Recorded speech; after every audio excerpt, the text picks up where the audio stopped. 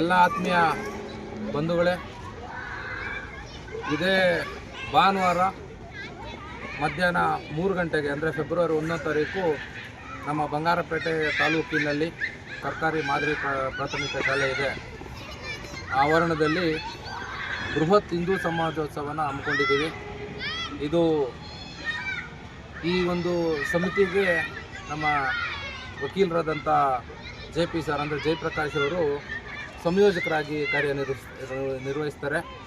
ಮತ್ತು ಈ ಒಂದು ಸಮಾವೇಶಕ್ಕೆ ಅಧ್ಯಕ್ಷರಾಗಿ ನಮ್ಮ ಹಿರಿಯ ಮುತ್ಸದ್ದಿಗಳು ಆದಂಥ ರಾಮ್ ಪ್ರಸಾದ್ ಅವರು ಅಧ್ಯಕ್ಷರಾಗಿ ನಿರ್ವಹಿಸ್ತಾರೆ. ಎಂ ನಾರಾಯಣ್ ಅವರು ಗೌರವಾಧ್ಯಕ್ಷರಾಗಿ ನಿರ್ವಹಿಸ್ತಾರೆ.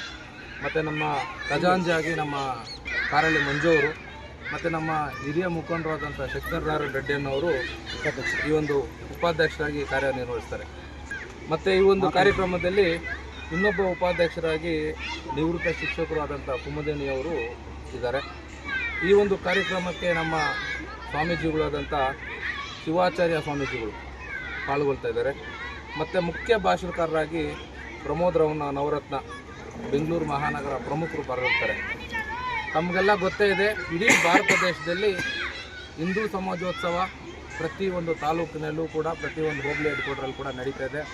ಅದೇ ಥರ ನಮ್ಮ ಕೋಲಾರ ಜಿಲ್ಲೆಯಲ್ಲೂ ಕೂಡ ಎಲ್ಲ ತಾಲೂಕುಗಳಲ್ಲೂ ಕೂಡ, ಎಲ್ಲ ಮಂಡಲಗಳಲ್ಲೂ ಕೂಡ, ಎಲ್ಲ ಒಂದು ಹೋಬಳಿ ಕೇಂದ್ರಗಳಲ್ಲಿ ಅತ್ಯಂತ ಯಶಸ್ವಿಯಾಗಿ ಈ ಕಾರ್ಯಕ್ರಮ ನಡೀತಾ ಇದೆ.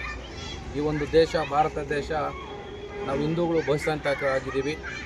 ಆ ಹಿಂದೂಗಳು ಎಲ್ಲ ಒಂದು ಕಡೆ ಸೇರಬೇಕು, ಒಬ್ಬೊಬ್ರಿಗೊಬ್ಬರು ಪರಿಚಯ ಆಗಬೇಕು, ನಮ್ಮ ಹಿಂದುತ್ವ ಬಗ್ಗೆ ತಿಳ್ಕೋಬೇಕು ಅಂತ ಒಂದು ಜಾಗರಣ ತರಬೇಕು ನಮ್ಮ ಹಿಂದೂಗಳೆಲ್ಲ ಅಂತ ಒಂದು ಸಮಾವೇಶ ಅಂದ್ಕೊಂಡಿದ್ದೀವಿ.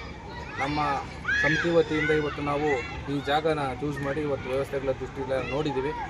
ಈ ಒಂದು ಕಾರ್ಯಕ್ರಮಕ್ಕೆ, ಈ ಒಂದು ಸಮಾವೇಶಕ್ಕೆ ಪ್ರತಿಯೊಬ್ಬ ಹಿಂದೂನೂ ಸಹ, ಬಂಗಾರಪೇಟೆ ತಾಲೂಕಿನ ಪ್ರತಿ ಹಿಂದೂನೂ ಸಹ ನಗರದಲ್ಲಿ ಪ್ರಮುಖವಾಗಿ ಎಲ್ಲರೂ 3 ಗಂಟೆಗೆ ಸಭೆಗೆ ಭಾಗವಹಿಸಬೇಕು. ಈ ಸಮಾವೇಶವನ್ನು ಅತ್ಯಂತ ಯಶಸ್ವಿಯಾಗಿ ನಡೆಸ್ಕೊಳ್ಬೇಕು ಅಂತ ತಮ್ಮನ್ನು ಪ್ರಾರ್ಥಿಸ್ತಾ ಇದ್ದೀನಿ.